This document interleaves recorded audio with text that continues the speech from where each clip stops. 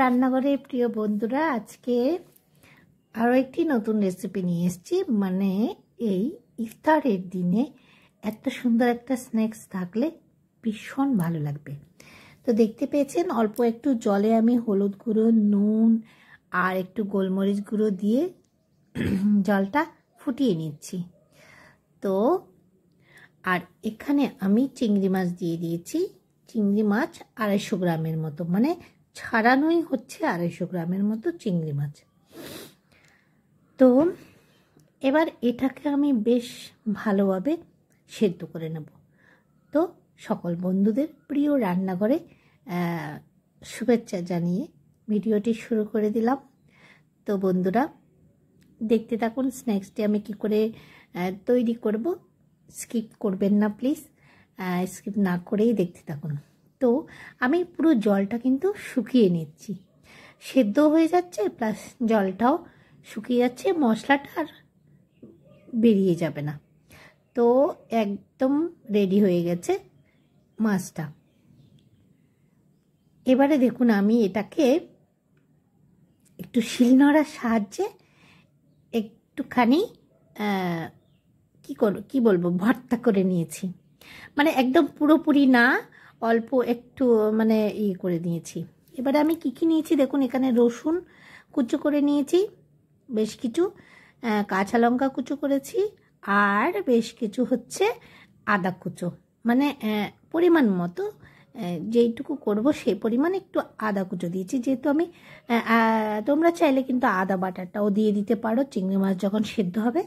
আমি একটু মুখে পড়ার জন্য একটু কুচো করে রেখেছি।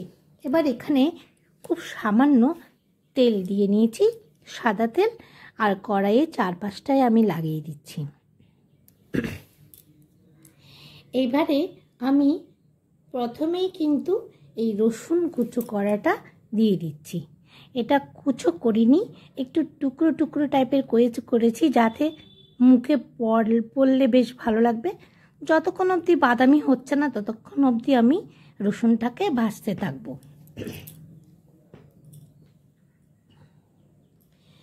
দেখো বন্ধুরা, একদম বাদামি রঙের হয়ে গেছে কিন্তু রসুনটা। এরপরেই কিন্তু আমি পেঁয়াজটা দিলাম, বেশ কিছু পেঁয়াজ, মানে পরিমাণ মতোই দিয়েছি আমি, চিংড়ি মাছের থেকে একটু বেশি দিয়েছি কারণ পেঁয়াজটা একটু কমেই যাবে।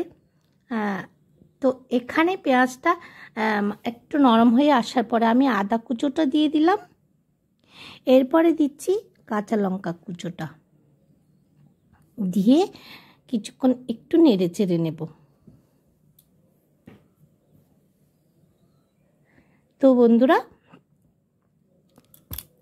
আর আজকের এই রেসিপিটা একদম ধামাকাদার। তো আসছে সামনে, দেখতে থাকো। এবার দেখো আমি এখানে খুব সামান্য একটু সয়া সস দিয়ে দিয়েছি। তো এখানে আমি আর নুন ব্যবহার করছি না, চিংড়ি মাছ যখন সেদ্ধ করছিলাম সেখানে কিন্তু নুন দিয়ে দিয়েছি। তো এবারে চিংড়ি মাছগুলো আমি দিয়ে দিলাম, দিয়ে অল্প কিছুক্ষণ নেড়ে চেড়ে কিন্তু আমি নামিয়ে নেব। এখানে আরও একটা জিনিস আমি মিক্স করব। তো বন্ধুরা দেখতে থাকো কি মিক্স করছি।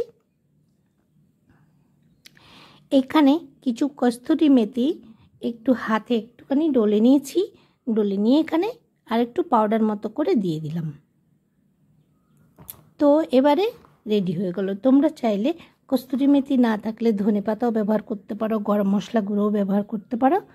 তো আমার ফ্লেভারটা কিন্তু রেডি হয়ে গেছে। এবারে আমি এখানে ময়দা মেখে রেখেছিলাম, ময়দাটাকে বার করে নিয়েছি। তো অনেকে কাপড় দিয়ে ঢেকে রাখে না, আমি কাপড় দিয়ে আর ঢেকে রাখি না, একটা বক্সের মধ্যে যাতে হাওয়া পাস না হয়, তো সেরকম একটা বক্সের মধ্যে আমি ঢুকিয়ে রাখি।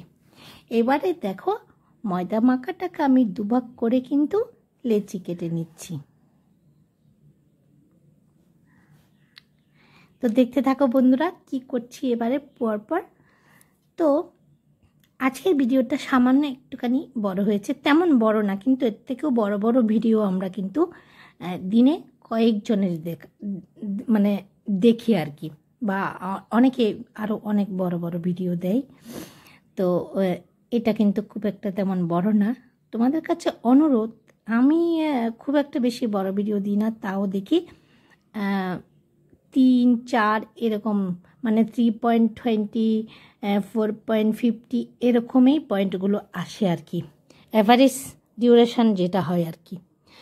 তো খারাপ লাগে তখনই। পুরোপুরি ভিডিওটা অনেকে দেখে অনেকে দেখে না, তো দুজনেরই ওটা মিক্স করে অ্যাভারেজ ডিউরেশনটা দেয়। তো সবাই যদি ভিডিওটা পুরোপুরি দেখে দাও তো ভীষণ ভালো লাগে, উপকৃত হয়। জানি না, হয়তো মনে করে অনেকে মানে ভালো লাগে না, হয়তো কি বলবো, হয়তো ভালো না লাগার কারণে হয়তো স্কিপ করে দেখে ভিডিওটা। তো এবার সবকটা রুটি তোমরা দেখতে পেয়েছো, বকবক করতে করতে পাতলা পাতলা করে, যতটা পাতলা করবে ততটা ভালো হবে। তো আর ময়দাটা কেমন মেখেছিলাম আমি বলে দিচ্ছি। ময়দাটা কিন্তু বেশি নরমও মাখিনি, বেশি শক্তও মাখিনি, জাস্ট একটু তেল আর নুন দিয়ে মেখে রেখে দিয়েছিলাম আমি। এই ঘন্টাখানেক রেখে দিয়েছিলাম। এবারে দেখো ফ্লেভারটা মাঝখানে দিয়ে দিচ্ছি, রুটির মাঝখানে দিয়ে আমি এবার ফোল্ড করে নিচ্ছি দুদিক থেকে। এটা করলে একটু সহজ হয়ে যায়, তাড়াতাড়িও হয়ে যায় এটা। তো দেখো এইভাবে আমি ফোল্ড করে ভাঁজ করে নিচ্ছি। আর লাস্টেরটা একটুখানি তোমরা ময়দা হালকা জলের সাথে মিশিয়েও লাগাতে পারো। আমি কিন্তু এখানে শুধুই জল লাগাচ্ছি। জল লাগিয়ে এইভাবে ফোল্ড করে প্রত্যেকটা আমি করে নিচ্ছি। এবারে আরও একটা ভাঁজ করে তোমাদের দেখিয়ে দিচ্ছি। তো আমি এর আগেও কিন্তু দিয়েছি, কিন্তু সেগুলো হচ্ছে ফোল্ড করাটা অন্যরকম ছিল। ওটা ছিল মানে চিকেনের স্প্রিং রোল ছিল অনেক আগে। জানি না তোমরা এর মধ্যে যারা বন্ধুরা আছো দেখো আমার নিয়মিত ভিডিও, তারা হয়তো দেখোনি, অনেক আগেই দিয়েছিলাম। যাই হোক, তোমরা চাইলে আবারও দেব, চিকেনটাও দেব।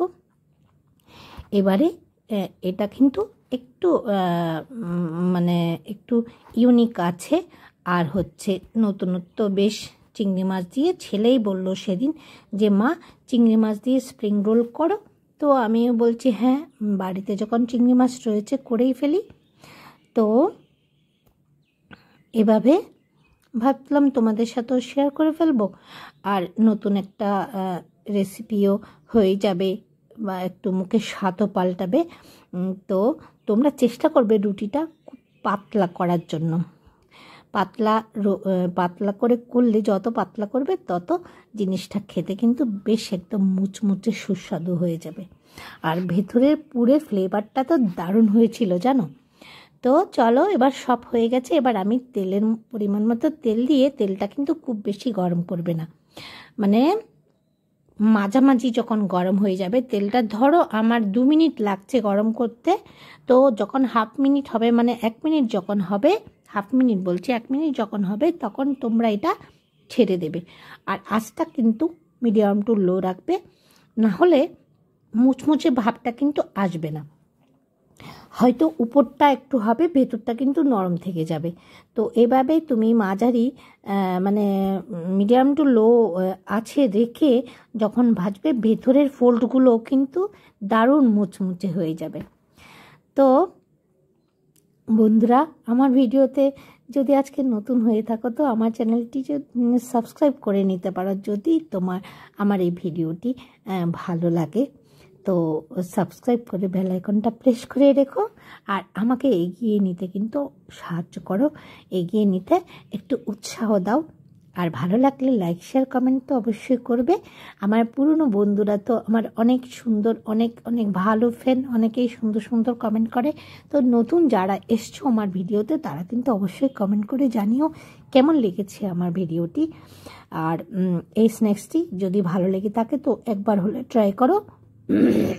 চিংড়ি মাছ দিয়ে করতে হবে এমন কোনো কথা নেই, চিকেন দিয়েও করতে পারো, বা ডিমের পুর দিয়েও করতে পারো, বা সবজির পুর দিয়েও, ভেজিটেবল স্প্রিং রোলও হতে পারে, যে কোনো কিছু দিয়ে হতে পারে স্প্রিং রোলটি। তো তোমার যেটা পছন্দ সেভাবে কিন্তু এই প্রসেসটা ফলো করলে এটা কিন্তু দারুণ হবে কিন্তু খেতে, একদম দোকানের চেয়েও আরও বেশি পারফেক্ট খেতে লাগবে এই রোলটি।